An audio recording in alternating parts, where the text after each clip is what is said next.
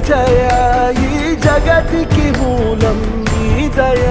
నీ దర్శనముంది వెలిగిన జ్యోతి మనసున చిన్మయ పరమా